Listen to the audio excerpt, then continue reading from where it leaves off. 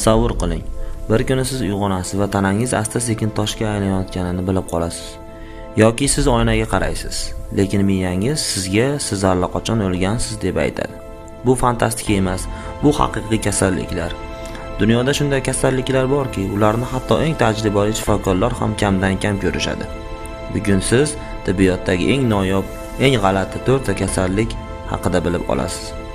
Va ehtimol video oxirida siz bitta savol haqida o'ylab qolarsiz. Inson tanasi aslida qanchalik sirli? Birinchisi, tosh odam kasalligi. Bu kasallik fibrodisplasiya deb ataladi. U shunchalik noyobki, dunyoda taxminan 700 ga yaqin odam shu kasallik bilan yashaydi. Bu kasallikda inson tanasidagi mushaklar, paylar va yumshoq to'qimalar asta-sekin suyakka aylanib boradi. Oddiy jarohat yoki urilish ham yangi suyak paydo bo'lishiga sabab bo'lishi mumkin. Vaqt o'tishi bilan odamning tanasi go'yoki ikkinchi skelet bilan qoplanadi. Natijada inson harakat qilish qobiliyatini asta-sekin yo'qotadi. Ikkinchisi, tez qarish kasalligi. Bu kasallik progeriya deb ataladi. U bilan tug'ilgan bolalar juda tez qarishadi. Masalan, 10 yoshli bola tashqi ko'rinishdan 80 yoshli insondek ko'rinishi mumkin. Ularning tanasi oddiy odamnikidan 8-10 barobar tez qariydi. Bu kasallik juda kam uchraydi. Taxminan 4 million boladan bittasida uchraydi. Ammo bu bolalar ko'pincha juda aqlli va hayotga mehr bilan qaraydigan bo'lishadi.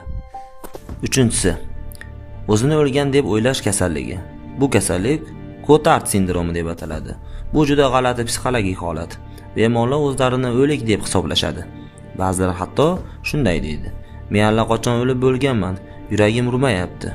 Eng qizig'i, ular buni chin dildan his qilishadi. Bu kasallik inson miyasi haqiqatni qanday qabul qilinishi, qanchalik murakkab ekanligini ko'rsatadi. To'rtinchisi, Alisa sindromi. Bu kasallik Alisa in Wonderland sindromi deb ataladi. Bu kasallikda odam atrofdagi narsalarni noto'g'ri o'lchamlarda ko'radi. Masalan, oddiy stul gigantdek ko'rinadi yoki butun xona kichkina qutidek ko'rinadi. Ba'zi odamlar hatto o'z qo'lini ham juda katta yoki juda kichik ko'rib qoladi. Bu kasallik miyadagi ko'rish va idrok markazlari bilan bog'liq. Xulosa shundaki, inson tanasi bu hali to'liq o'rganilmagan sirli olam. Ba'zi kasalliklar bizga shuni ko'rsatadiki, ilm-fan qanchalik rivojlanmasin, tabiat hali ham bizni hayratda qoldira oladi. Ehtimol kelajakda olimlar bu kasallikning ham sirini ochishadi.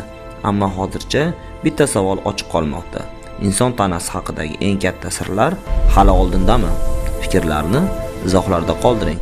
Kanalimizga obuna bo'ling.